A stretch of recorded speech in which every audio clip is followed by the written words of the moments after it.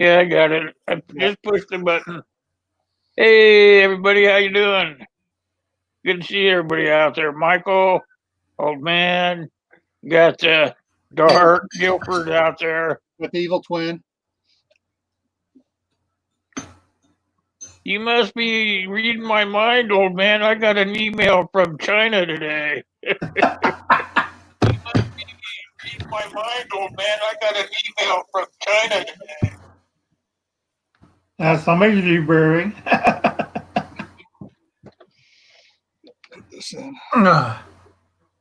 How's everybody? They finally got the damn part for my sewing machine.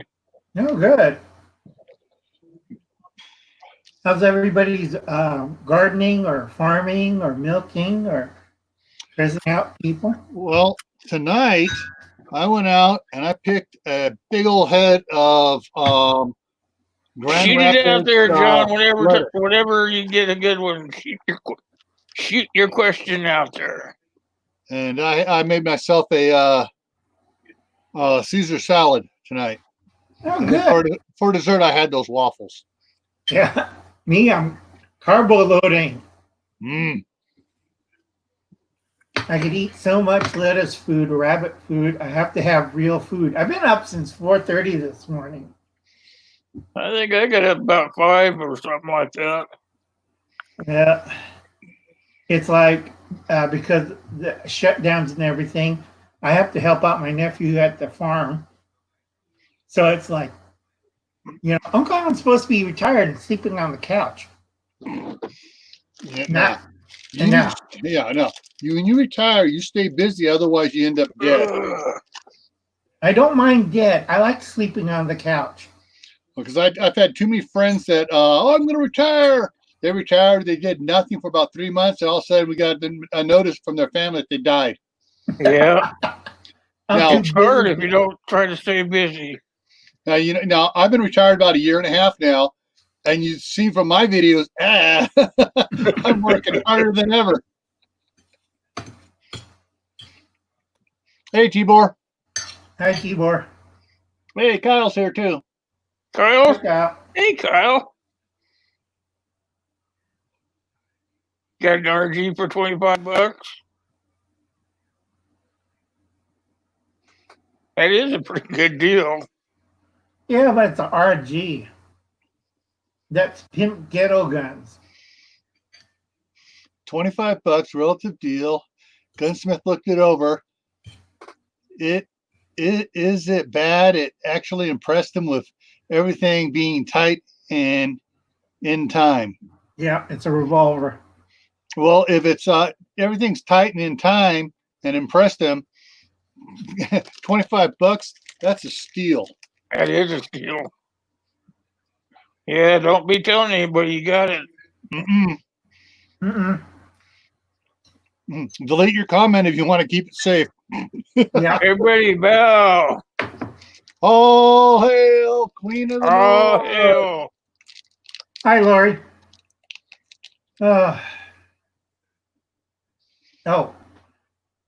Little news other than the Newport Beach flooding.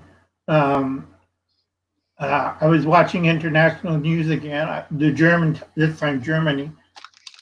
From Germany, I think BML or Antifa are attacking Missouri and Georgia because Georgia just called Antoine what? What? Antoine what? Antifa or BML. Are they going after Missouri now? Missouri and Georgia because Georgia and Atlanta just called. I haven't heard anything from Wild Bill. What's he up to? I haven't heard anything from that guy. Yeah, but like I said, before we get way off track, I was watching the German news and they're going nuts. They're shooting kids and they're shooting black people. This is not the cops. This is Antifa and BML. And I thought that's kind of crazy. It is kind of crazy. What are they doing in Missouri anyway? I have no idea. I mean, that's a pretty crazy place for those guys to be hanging out at. Yeah, I have no idea what they're doing. So, but back on the subject on long-term food storage on the homestead. Um, a lot of people, if you're just starting out gardening, now Gil and me, we have experience with gardens. I have 3 gardens going full blast. One I have in the back patio. I train my nephews because, hi, Kaylin, hi, Prairie Rider, hi, Wes S. I train my nephews how to grow vegetables. And Hey, my brother's here. Hi, Wes.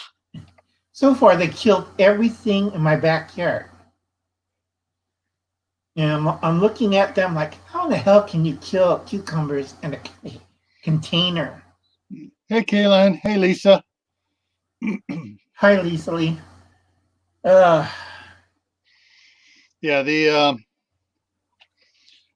it's weird. All the stuff I planted, the Grand Rapids lettuce and the romaine are putting everything else to shame. Yep. And knock on wood, they haven't bolted yet. Somehow they're keeping them cool with the water so they don't bolt, and harvesting lettuce. My pumpkins are finally beginning to take off, finally. Good. Yeah, of course, Eric Trader's, his garden's looking pretty darn good. Yeah. If his dog doesn't start eating on his garden. He must be cheating or something. All my kitties. I think Uncle's been going up there doing his gardening for him. No, I'm too busy. I got 3 gardens. I got a friend of mine's growing food for me. I got my own acre plot, and then I got the backyard stuff. Hi, all my kitties.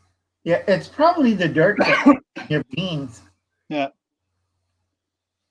I've been getting a couple of really nice peppers off my plants.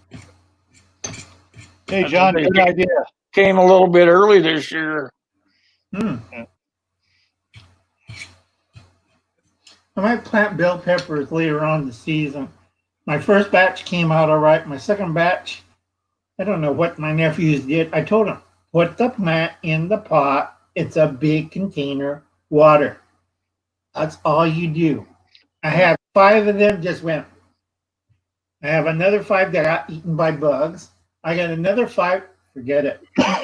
Pull them out and throw them away. Yeah, the corn that I got in my videos in the 55-gallon barrels I cut in half. Right. Was after the big storm we had. Geez, was it just last weekend?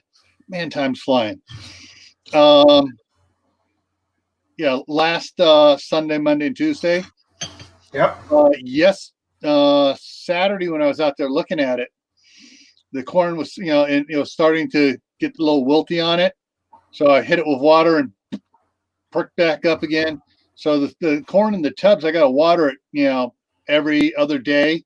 Yep. Or I can wait 3 days after a deluge, but I still need to hit it every other day. Stuff in the ground is, some of it's doing great. 3 feet away, another one. Yeah, I'm struggling.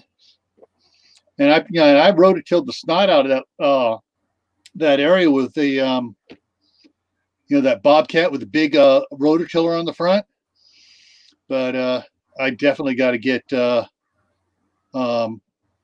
wood chips in there, more manure. Yep. Anybody answer that question for John's life? Snake shot loads are not very high pressure. Nope. Because basically they don't have that much powder behind it, and it's because of the way it is. It doesn't build up a lot of pressure with moving the shot out of the barrel.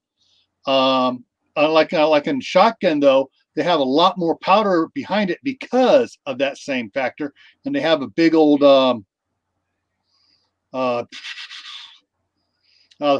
between the powder and the pellets. That wad. Yeah, the wad. They have that big solid plastic wad in there, which helps contain pressure as well. But what the little snake shots for pistols and stuff do, Now, because I load my own, it's usually a little bit of powder, a primer, a hot one, And then you have a cup, plastic cup or wad, depending what size of shot you're shooting. Mhm. Those 22s, and I think CCI is 12. I think it's 12. And now they have an 8 version. I gotta wait until gets back. There he is. You got the 8 or 12 shot, Gil, on the. Okay, this is how small the print is. I got to use the magnifying glass and this. It's 12 shot.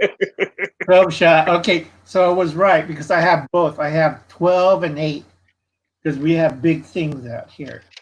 And I use the 8 for rats, 12 for snakes. Let's see if I can get this to focus on it here. Yep. So that's 22, right? Yeah, it's 22 mag, and that plastic cup is it's like just like a pill thing all around it. So that goes in this rod and everything. Yeah, it's the amount. These aren't meant to go long distances. No, about what feet? About 15 feet. West says the 22 snake or rat shot. Yeah, it's more for snake. Rat doesn't affect it. I have the number 8 load on my 4 Magnum. That will kill a rat. Back in California, we had the Norwegian wharf rats that came in the 60s, and they're still around there. No kidding. But the wharf rats, those suckers are so tough. I had a pump up 22 pellet gun, and I had it pumped up to 20 pumps on that sucker. It's only supposed to go 10. I stuck it down in, and my brother had pinned one down with a shovel, and I stuck it down in there. Sucker started gnawing on the barrel, so I just shot it right down its throat. It just kept on, for a couple of minutes. Like, dang, wait a minute! I went in and got my my 357 with snake load. I said, let it go. Bam! That got it. Yeah. What do you think I use 44? Yeah. I have cows. We have rats. It's like, it's not everybody think it's a little field rat. No. Gil, am I right on the Norway rat without the tail? Without the tail, probably from here to here. That long, without the tail. And about as big around as my arm is. Yeah, like Gil says. The Norwegian wharf rats are just, ugh. No kidding. They came from the Bay Area all the way down to the Central Valley. You know what hob they're doing to everything out here? Yeah. Oh, and there was one episode on Homestead Rescue. You were screaming, "The rats coming out of the wall!" Yeah, they're Norway rats. They're chewing right through the drywall. Yeah, me too, T4. I use a 22 when I'm fishing alongside a creek or something. Yeah.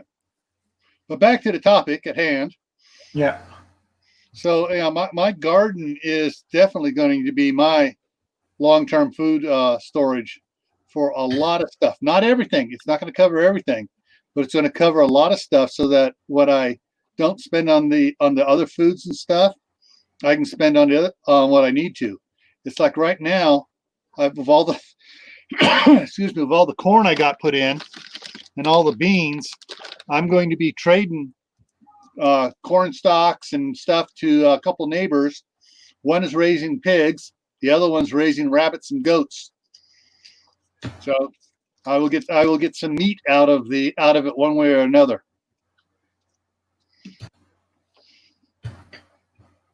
That's a good way to get you some protein. My brain went stupid. And some stuff put away for your preps. Oh yeah. But I have That's not what I was trying to say, but my brain went stupid. No problem. But it's a good source. What Gil's doing is trading us crops for protein. Yeah. All right. So, Will, if you share that, that'll tell everybody, remind everybody what the topic is, because someone says still can't see, Lori still can't tell what it is. Yeah, there you go. That's what it is. It's today's homesteading, tomorrow's long-term food storage. I noticed you picked up something there from down in there in Tombstone. Yeah. What do you want to eat? Sometimes what you put away could be not too good for you. Yeah. Right. Now I have to warn everybody on long-term food storage, Zimbabwe. Oops, Gil just left. No, No, there you I was just funning with him. go. Okay, there's Gil. I'm just playing around. No problem. But Gil down there, Gil knows what I'm talking about. And I think Will does. Zimbabwe. After the revolution and stuff, everybody kicked out the white farmers, so all their granaries went. Okay, so everybody went back to tribal little gardens and homesteads. How well did that work out for Zimbabwe? It didn't last out very long. No, it didn't last very long, and everybody starved. The lifespan they went from a lifespan of 78 years down to 58 years. That's how bad it got. Yeah. People were starving. They thought, well, we'll just take a bunch of people, put them out on homesteads, and they'll grow lettuce and tomatoes and all that wonderful stuff. The only problem is it didn't do good when wintertime comes around and they needed food like wheat, like squash, like corn, like pumpkins, like yams and potatoes. They didn't have anything because they based their ideals on a summertime garden, and they thought if they put about, what was it? My history is bad. I have brain damage. Was it 500,000 people they put out in the belt and expect them to grow food for the new country, Zimbabwe, instead of Rhodesia? Yeah. That didn't something like that. Yeah. All right. Let's see. We got Jake Jacobs, Anthony's Sue. here, Sue's here. If you could process your meat, food, that'd be a good thing to store away. True, but you got to have the tools for that. I Hey, think. Will, you want to throw Kaylin's comment up there? Yep. Very good point. Very good point. Right, and then Palmetto's here too. Yeah. Hi, Palmetto. Yeah, a friend of mine. I'm going to name her Kathy Eccles, who was the head of the horticulture department at the Apple Valley College for many years, is moving from the Bay Area in California up northern tip of Idaho. And she's saying she's having to learn a whole new. She has to move out in 18 months because she's selling her 10 acres, but she got it on that long time to be able to move and get everything done. So the person who's buying is giving 18 months. A developer, most likely. Anyways, she's having to learn all the new plants for up there, and she's taking the time to study what's going on to learn what new crops she has to plant, what she can, what she can't, what she has to keep in a greenhouse, what she can, do a high tunnel for, and everything else. Yeah, she's on the northern tip, right, of Idaho? They're up there in the last county going up. Oh, God, they're in Siberia. Just about. But believe it or not, up in that one point up there, the way the temperature zones go and stuff. Have your wife eat them, old man. Maybe she will quit eating your stuff. Yeah, but up there, the temperate zones and stuff, the way everything moves around, I think they're actually, believe it or not, in a 6A zone up there. A very narrow 6A. Yep, Wes, you're right. It's Lori, the Queen of the North.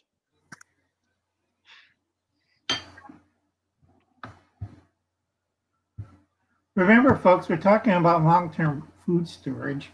Yeah, and that's what I was saying. If you could get your meat all chopped up, you could actually put that away, and that is long term.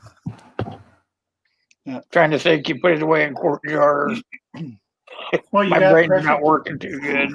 Right. You have to pressure can that. You have to be careful that you don't get summertime botulism from it. Hi, Anthony. Hi, Anthony. With meat production, you have to either have a deep freeze or a smoker or a dehydrator if you know how to do it. Or if you're really old school like Uncle Alan, I got 5 pounds of salt pork in the freezer stashed away. I think if you smoke it, you could then put it away into the quart jars to preserve it that You're going to way. have some problems. Why? A whole different. I've done that before. If you smoke meat and jar, if you have a higher humidity area, you're putting a stage for botulism and mold. You can't see it, but you know you're munching away on your smoked meat. All of a sudden, you're in a hospital. Yeah. Getting It depends on how If you fast you put the eat it. smoked meat into a jar, you got to remember to add your oxygen absorbers and your moisture absorbers. Yeah, and you have to be clean because any surface contact with the meat will infect it.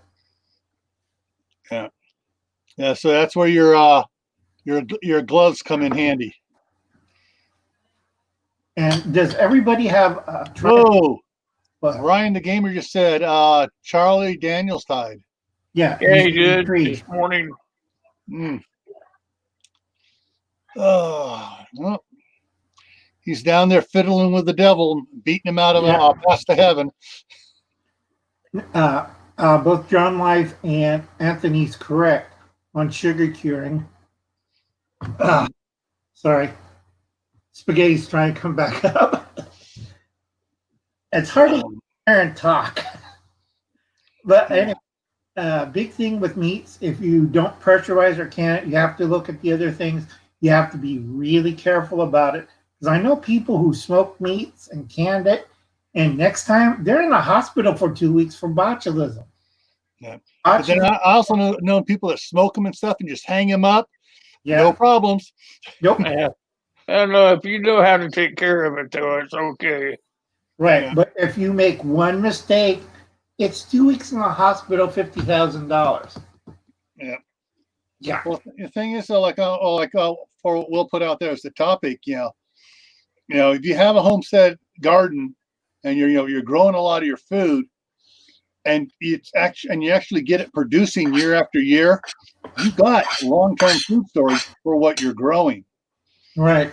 But it's like other ones like Steve Corsair Trainers and Scott at Hidden Valley, what they have down there in LA in their backyards and stuff, they can keep growing stuff, but the amount of food it produces isn't that much. It supplements what they have, but it's not that much. Now, right. Hey, Urban Grandpa. Now, if they were like to take their entire yard and turn it into a garden, they'd get a lot more out of it. In fact, if you have, depending on if you do the gardening right and raise boxes and the compact gardening and stuff, you can get, food for 3 or 4 people, for at least 6-7 months out of there easily in your standard city lots. If you have an old lot where you have like a 1/4 acre lot, boom. Well, like I have in California, I have a 1/3 acre, and my wife's turned the front yard into a garden and the backyard into a garden. And then everything, all the driveways, areas and stuff that used to go up to the back shop, she has pot planters all over on top of that. So use of everything. Yeah, let me say hello to Scott. Dream Exobin. I hope I said that right. Yeah, that's Jerome, isn't it? Is it Jerome or Jereme? Dream. I can't see too well. My eyesight's bad. I've been up since 4:30 in the morning, guys. You try milking cows. Jeremy. Is it Jeremy? Jereme. Yeah. Jeremy. Now try that other one. Oh boy. Exobin. That's all right. We all have brain damage here, except for Gil. Hey, we're on YouTube. Of course, we got brain damage. I have a medical excuse. You want to see my paperwork? I have 2 strokes in my head. Yeah, unfortunately, my disability paperwork only extends to 3 bulging discs and 2 protruding discs. That too, and also a crushed lung or half a lung. You have a Holstein bull step on you. See how well you look out. Oh, Ah, Wes.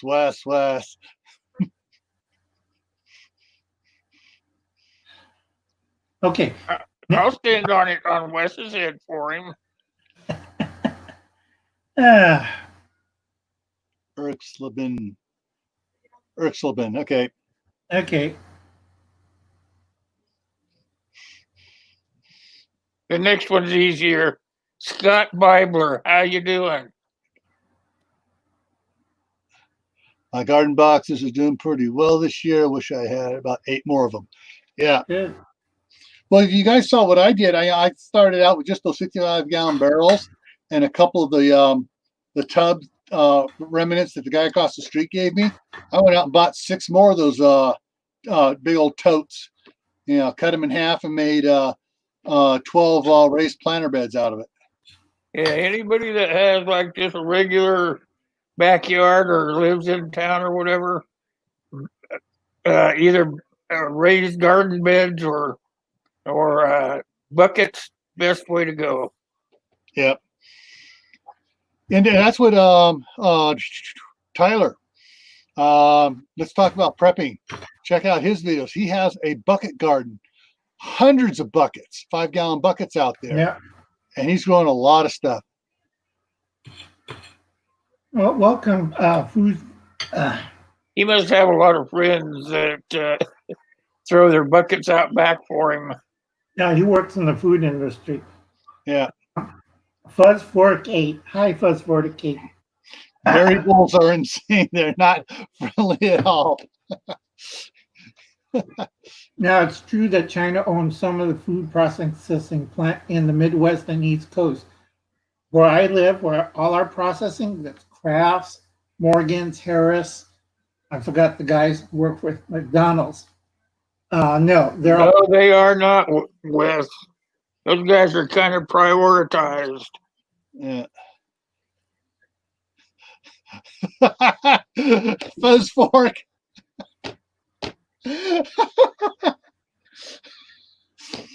Oh, You milked a bull once?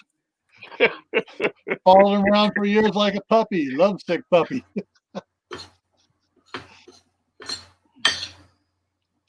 Yeah.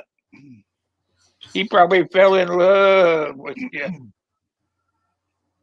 Yeah, all on the honeysuckle, it all depends on the variety. You know, whether it stays as a bush and you have to it has to do by seed from it, or whether it runs off of trailers and takes off like blackberries or morning glory. Now, morning glory, there's a pain in the butt right there. Yeah, worse than kudzu. Yeah. I don't know if anybody remembers that, but that's how old Uncle Clown is. Yeah. He gets it. Jeremy gets it. He says, "Ooh, that's not milk." Lord.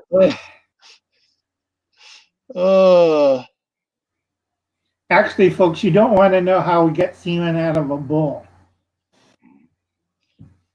Because it's easy. You get a cow and heat.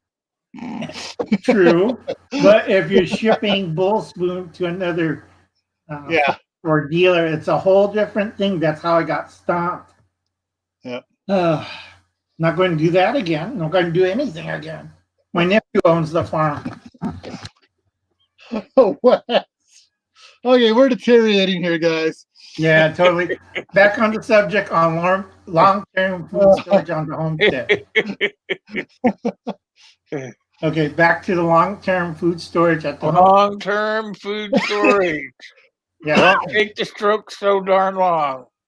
Right. Yeah. Now the big thing is, if you're doing long-term food storage at the homestead, you have to have a place to store it. Am I right, Gil? Yeah. And the thing is, you know, if you what you're growing, plan your gardens around crops that can also be stored over the winter. Carrots, apples, potatoes. If you have, do it the right way, you can store it. Carrots will store for months, and apples the same thing. I forget who was it. Was it Modern Refugee? Modern Refugee did the one with the apples, wrapping in the paper and putting it. Yeah, great video Right. by Modern Refugee on apple storage. Also, it's Back to Nature. That's 2 O's to Nature. Does the same thing with rutabagas, turnips, and carrots. They do a whole 3 series of it. They show you how to make the boxes, how to rack them up. If you do the box it has a mesh and the black cloth paper underneath, so it's breathable. Only moisture goes through the sand. It has to be moist, not drenched. Yeah. The running out of places to keep my buckets. Yeah. Now, something that I picked up out of one of the novels I read, which I really, basically just brought it back to mind, is if you have an attic that is insulated, so the attic space itself stays, can stay somewhat cool. Your pastas and stuff can go up there in the attic, in airtight containers. Not in the box, not in the box with the little plastic simple bag they have around them. You want to take it out of that and put them in Mylar bags or the seal meal bags or the 5-gallon buckets. You toss in a couple of oxygen absorbers in there too, just to make sure in case one of them tears or whatever. But you can store that type of stuff up in the attic. The pasta where it won't, as long as, like I said, as long as it's insulated. Like the part of the attic here, actually on the wall right in front of me here into the other section of the house, is no insulation in there at all. So it gets too hot up in there in the summertime. Now in the wintertime, hey, it's great. It gets down to about 35 degrees in there. I can put it, it won't freeze in there, but I can put all the food up there and it keeps forever up there till the summer comes around again. Right. But you got to remember, everybody, make sure your attic is wet. And you'll know what I'm talking about. Damp anyway. It has to be vermin free. If you have Norwegian rats, roof rats, mice, all that food you stored in there is now gone. You have fed a colony of rats and mice for the winter. They're very happy until they're coming through the walls like Homestead Rescue. The rats are coming through the walls. That cracked me up. Well, the 2 cats we have here, they love to hunt. And if my daughter or I are up there, we got to remember to close the door. Otherwise, they're up in there sniffing the entire attic out from past years. And they haven't brought anything out of there, but we have not seen any signs since we moved in. And I finished plowing the field under and killing all the mice out in the field. Give it time, yep. They'll be coming in. But yeah, everything we store up in there is in 5-gallon buckets with the gamma lids on it, or it's in cans, or it's in a another type of one of those black and yellow containers. Right. Ammo cans. That's what West Home is. Depot or Costco or Sam's Club. We have stuff packed in those, and we move it up in there, and that has all the dry goods in it that we don't have to worry about heat with. Right, Wes? But with ammo cans, if they're the used ones, you got to clean them out. Yeah, because what's in it? Lead. Yep. And other chemicals involved with that's on the shell casings, from Like it. formaldehyde, stuff that pickles dead people. I don't try to can dairy anything. I don't trust it. Hey, Howie, how are you? Hey, Howie. Hi, Howie. Anthony. Well, canning dairy stuff, it's really probably the only way to do it is to make freeze-dried milk or cheese, and then can that. Yeah. But But vacuum seal can it. right on the problem with milk is you have colloidal fat. That's milk solid. It goes rancid, and you have to be very careful. That's why, and during early war part of World War II, most of the milk that was dried milk, the fat was removed and they blanched it, kind of burned it, so it didn't taste like regular milk. There's no fat in it, and everybody hated powdered eggs and powdered milk. Why? They removed the fat molecule. That's why everybody hated it. My kids add a little olive oil to it. Yeah. Well, it says soap water and red primer. Problem solved. Good. Way to handle it. Yeah. Sue asked the question, how about Everybody making prays ghee? for Anthony. Anthony, whatchamacallit, Palmetto prepared. Almost forgot about this. You got two mega storms heading your direction. Either really hate Georgia or North or South Carolina, because this thing is coming one from the Eastern Pacific. The other two are coming from the South and North Atlantic. Yeah, he's going to get a hell of a storm there. Let me put it this way. It's not going to be a very big storm, but when it hits one of those states, I think you've seen Japan and China being washed away. That's going to be North Carolina and South Carolina and Georgia. Just, you got a boat, right? So I'm just checking something that Sue put in there. Ghee, yeah. Making ghee, and looking up to see exactly what it was. Ghee is a class of clarified butter that originated in ancient India. It is commonly used in cuisine of the Indian subcontinent, Middle Eastern cuisine, Southeast Asian cuisine. Yep. Hey, 103, how are you? You can make ghee out of butter. You take out the white stuff of the butter, and to preserve ghee, you pressure cook it. It has to be over 240 degrees, or it won't ghee. You'll find out in 2 weeks when you look at the container. I use pint jars. If you do it wrong, the whole thing will be black as my shirt. Yeah. Well, on what I put up there, Will, there's some recipes here, how to make ghee, downshiftology, 101 cookbooks, and the Food Network all have how to make ghee. And all I did was just Google ghee. And so then it has all the questions there. Anything you want to know about it, guys, there it is. Ghee's easier to make. Stores well, too. Yeah. I have 2 bottles of ghee on my shelf. That's homemade stuff. Yeah, it's easy. All you need is C103's here. Hey, C103. Now it's cooling down over here. It's only been 101 today. So the rest of the country is cooking right now. Anthony says use lard instead. Anthony, I'm a 7-bore. I have a 5-gallon tub in my pantry. Of course I have lard. I have lard, coconut oil, olive oil, avocado oil. I got rapeseed oil. I got peanut oil. I got 2 jugs I like to fry. Yeah. And I forgot the other one I have. It's in a big jar. Yeah.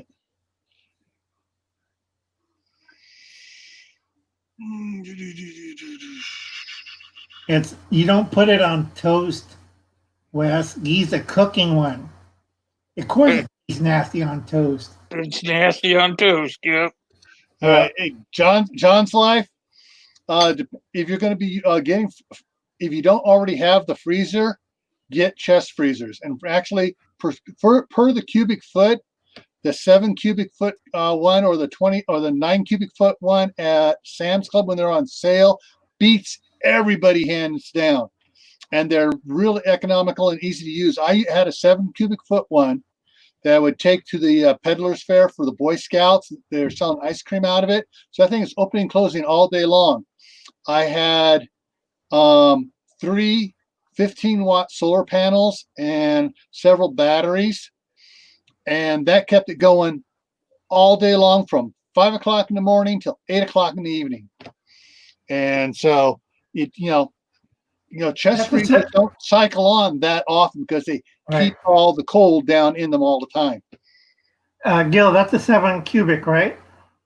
Yeah, 7 cubic one. When it goes on sale, it's like $159, and its regular price is $199. The 5 cubic foot is $169, and it'll go on sale for $139. And they just came out with a 9 cubic foot one, which is $235, I think it is. Hey, Wes says he has a sawfly larvae infestation. He wants to know how he can kill them. On animals or on a sawfly larva infestation. If it's on an animal, you use the pink stuff the vet gives you. Comes in a quart bucket. If it's the other type, you have to spray for it. Yeah. Is he talking about the one that eats the animals or one that eats his vegetables? Because there are two types of sawfly.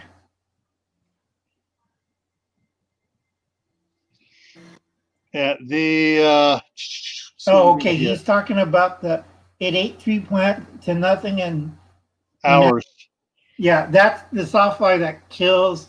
It's not a larvae. It's more like a caterpillar, but they call it a larvae. But you have to spray for it. If you see one of those things, you spray everything because it'll eat other plants, but it won't tear it down to the roots. But it'll eat everything else that it likes down to the roots. And they're hard to get rid of. So you have to spray for it? Yes. Scott, very funny.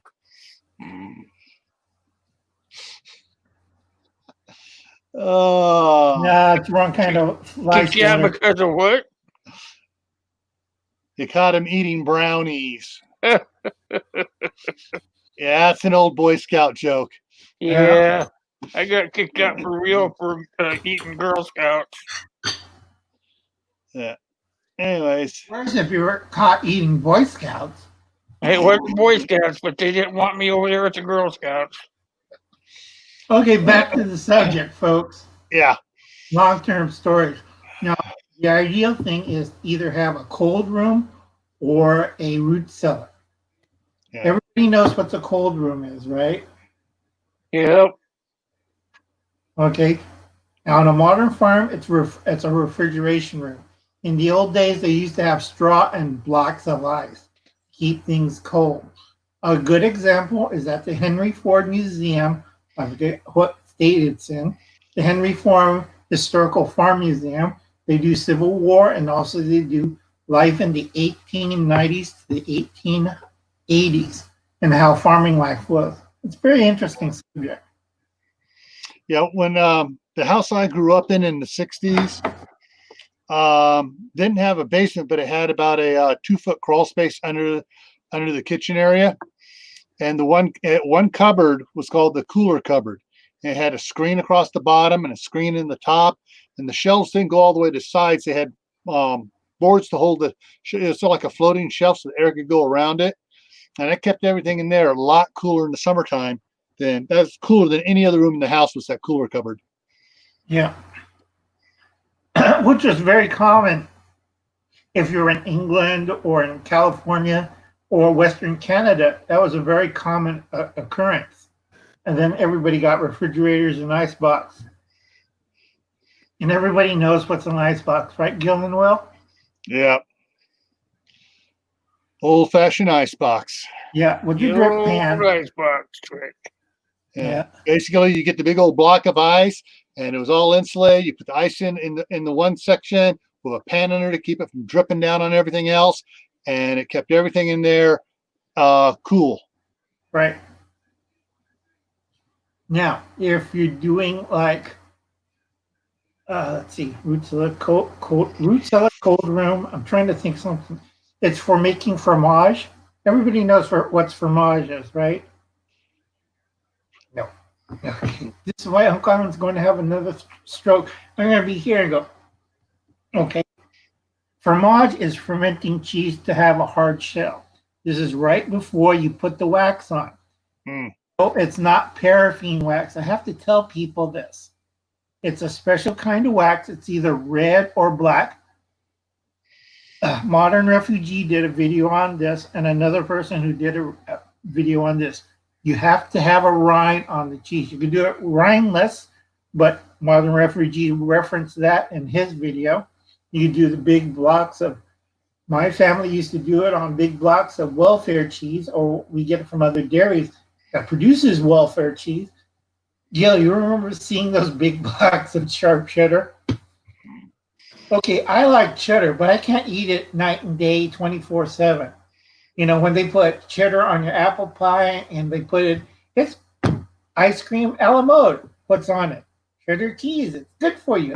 Make you grow. No. Yeah. Okay, so once you get the Oh, Wes. Night, Howie. night, Howard, white on cheese, Great West. Okay, now you make a rind out of the cheese. You remove the cheesecloth, and you dip the hardened rind into the wax, slowly rotating it, because either it'll be a spherical shape or it's going to be the, what do you call that, oblong kind of wheel? Oh, yeah. It's just a wheel, as far as I know. A wheel.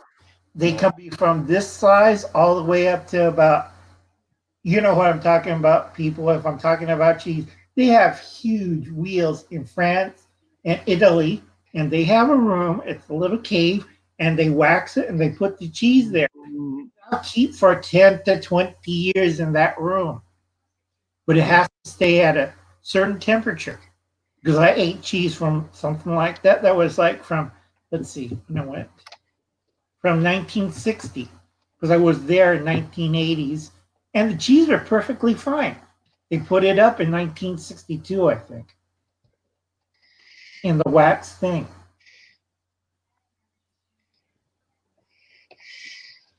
Okay, yeah. So, Mike, I'm using my evil twin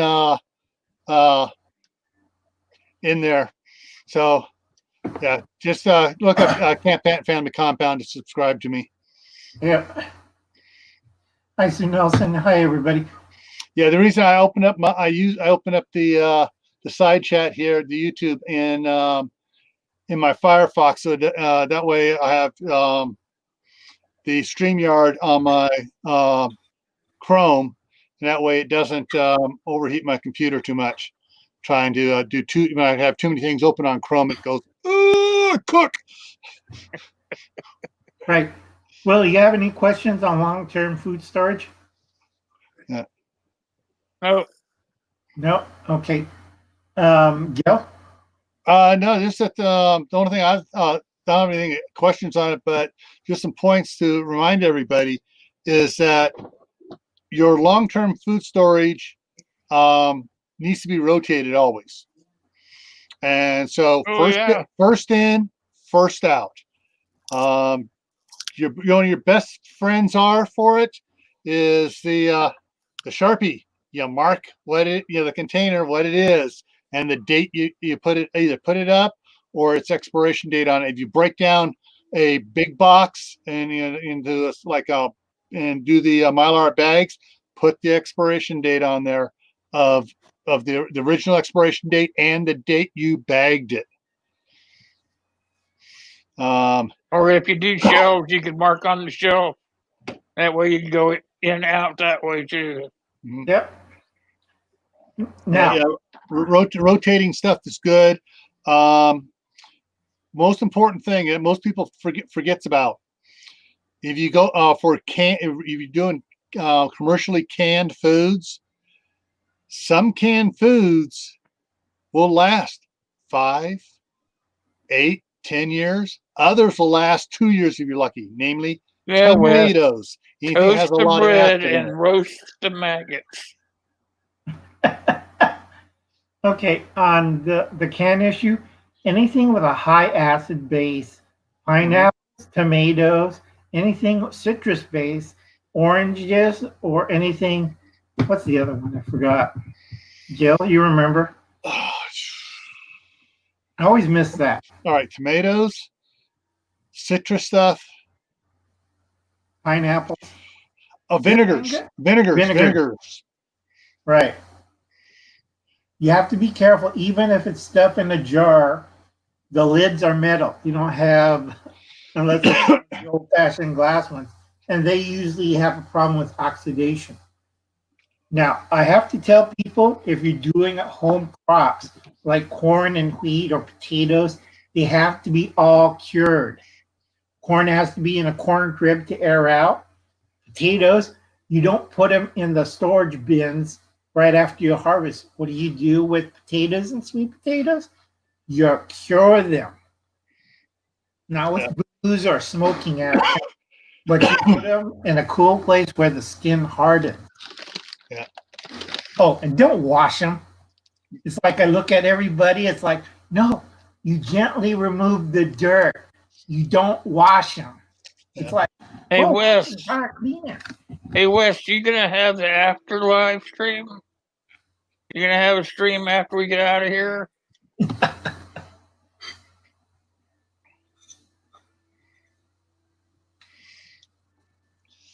Yeah.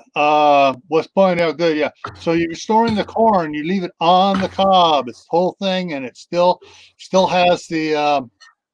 Actually, I've heard both. That sometimes that you shuck it and store it, and others you don't shuck it and store it. Now, it depends on the corn too. Are you doing quint? That. Flint? Harmony? I forgot the third type. It's not sweet corn. Sweet corn's like the sugar corn. No, it has to be Flint, Dent, that's it. Flint, Dent, Harmony. Those three corns, you have to leave it on the stalk, and then you shuck it. The way you shuck it is you snap it off, you leave the husk on, peel off keep the cob so you can wipe your butt with it. No, because it keeps the bugs off of it. Yeah. It's curing inside the crib. And then once you got it all cured and stuff, then you remove the husk. If you have a corn sheller, which is I forget. Hand crank device, you put it in there, it takes all the dried corn off. Right. And then you have the corn cob, which you soak in lanolin. If you're old school like Uncle Alan did and learned it from his great-great-grandfather with the thumb thing, it's horrifying. You do 50 cobs, see how your hands come out the rest of your life. You put and what sort of calluses you have built up on there? I mean, you go row by row to remove all the corn, and you put the cob in the lanolin, and you do it again. Back then, they didn't have TV. They do that all the time, and you have a sack. And the corn. Yeah, we got lots of corn here too, Tibor. Yeah, but you got to be careful. Some of that's GMO. You don't want to like eat the corn and something comes out of you like this 6 months later. Yeah. Yeah, some of the corns are grown now for human consumption, some animal consumption only, and now they're developing some that are strictly for making ethanol. Pharmaceuticals. Yeah, what they do here is most of them are just field corn, except for the very outside edge. That's all regular corn for food and stuff. Anthony's correct. Most of the corn are GMO. You just got to be careful which GMO. You don't want the wrong one. Next thing, yeah, coming out. Yeah, I just picked up 15 pounds of sweet corn, non-GMO, for a 15-pound bag for $38. Well, that sounds good. Heirloom. So yeah, I'm going to be experiment. I may try to get some in the ground still here, but I may wind up waiting until next year because I get out there in the field. All right. So last week I was disking it. Last Saturday I was out there yesterday, and there is star thistle coming up everywhere because the disc. It's not like a rotor tiller. It doesn't get everything chopped up. So yeah, I really hate star thistle. Worst thing is for cows. and horses. Duh. But Anthony is right. Yet the Roundup is genetically involved into the GMO corn, so you have to be really careful because you don't want to be like that 6 months later. Mhm. Because if sheep eat it, I had sheep eat my whatchamacallit down south, further around Bakersfield, ate corn that was GMO. They all die. They explode from the inside. So I'm real paranoid with GMO corn. Yeah. All right, guys, let's wrap her up. All righty. Going to keep Got it to an any- hour. Keep it to an hour tonight. Good. Yeah. Anybody got questions? I'd say you guys could go see Wes's live stream, but he didn't say whether he's having one or not. He did. He says he's not. He's not Oh. going to be doing an after show. Okay. Just for everybody, tomorrow night at 7:00 Mountain Time. Going to be continue on this with a little bit different look at it. Community gardens, are they for you?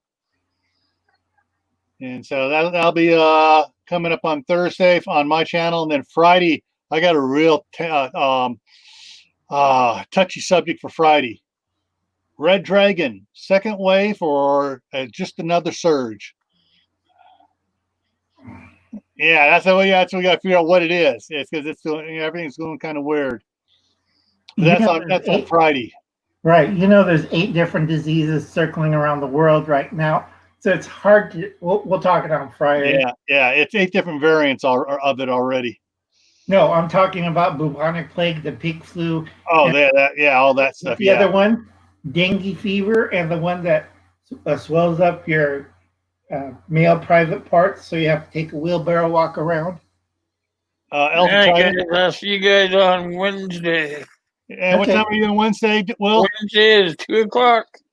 2:00 in the afternoon. We're gonna give away something. All righty. Okay. Catch you later, folks. See you guys all later.